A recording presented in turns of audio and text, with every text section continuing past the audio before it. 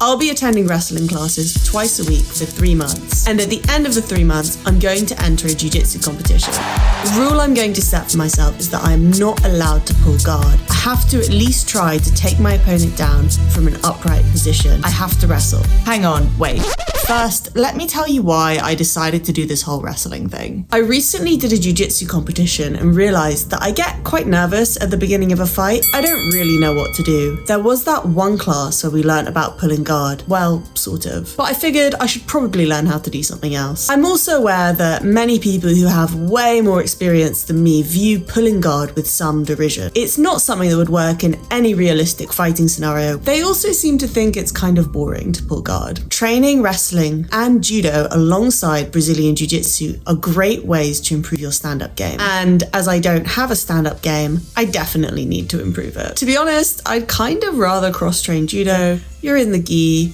It just seems more gentle. But if training jiu-jitsu as a white belt has taught me anything, it's that I often stand to gain the most out of an experience when I'm feeling uncomfortable. Why does it always have to be like that? So, we're cross-training wrestling. Guys, after I initially did this whole wrestling experiment, something happened which I didn't expect, and I've included it at the end of this video. So make sure you stay until the end. Or if you prefer, you can just fast forward, but then you'll miss all the cool wrestling stuff and the story that goes with it. It's up to you though. Wrestlers are definitely a lot more explosive than jiu-jitsu guys. Even the warm-up is more intense. I was definitely out of my comfort zone. And they wear shoes. People wear shoes to wrestling class. Why do they wear shoes? Apparently, it's to provide ankle support and slightly more traction on the mats. I wasn't wearing shoes, and unless the coach asks me to, or that's a specific rule at one of the clubs I go to, I'm not going to. When I do my jiu-jitsu competition, I'm not going to be able to wear shoes, so I don't think I should get too used to it. Guys, at the beginning, it wasn't going too well for me.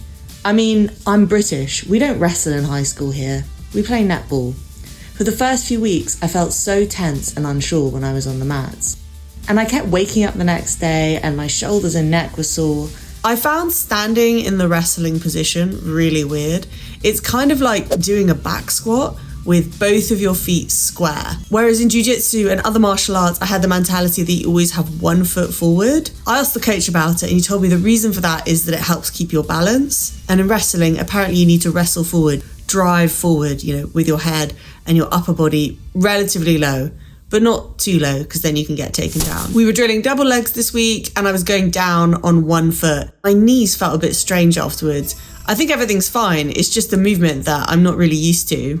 I'm definitely out of my comfort zone. Honestly, I was finding it really hard and I wasn't sure how I was going to honour my commitment to train wrestling twice a week for 3 months without hating it.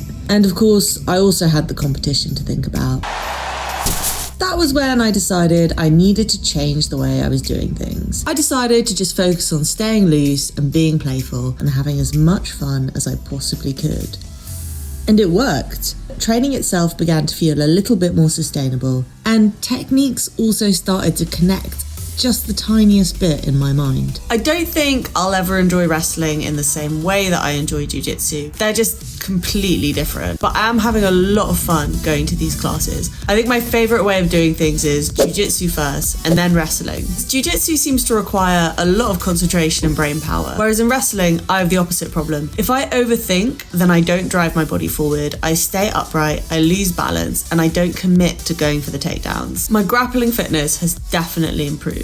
I really notice it when I'm rolling in jiu-jitsu. Can you be less out of breath? Is that a thing? I also keep waking up in the middle of the night hungry. Even if I eat a proper dinner, wrestling burns a lot of calories. Even though I'm having fun, the movements still feel uncomfortable. I'm having trouble committing to takedowns. I guess I'm just nervous about driving my body into another person's. It's not something I've ever really done before. Speaking of nerves, today I signed up for the Grappling Industries competition, which I'm going to do to practice my new wrestling skills. What's the equivalent of a white belt in wrestling? I don't know, but I'm that. I'm like a minus white belt in wrestling. When I went to sign up, there were no girls in my weight class, which in Grappling Industries is less than 145 pounds. So I'm actually going to compete at 155 pounds. Those girls will be slightly heavier than me and I guess a little bit more difficult to take to the ground. The reason I chose Grappling Industries is because it's not a knockout competition. It's round robin, which means that say I make a mistake in the very first fight, I won't be out of the whole competition. I'll still be able to go into the next match, make mistakes, and practice my wrestling skills. I was kind of embarrassed to share the footage from these competition videos because, I don't know, it's just not my best jiu-jitsu. And even my best jiu-jitsu is still white belt jiu-jitsu, so, you know. But in the spirit of documenting my jiu-jitsu training journey and acknowledging that everybody has to start somewhere, I decided to upload it. Okay, let's watch the first fight.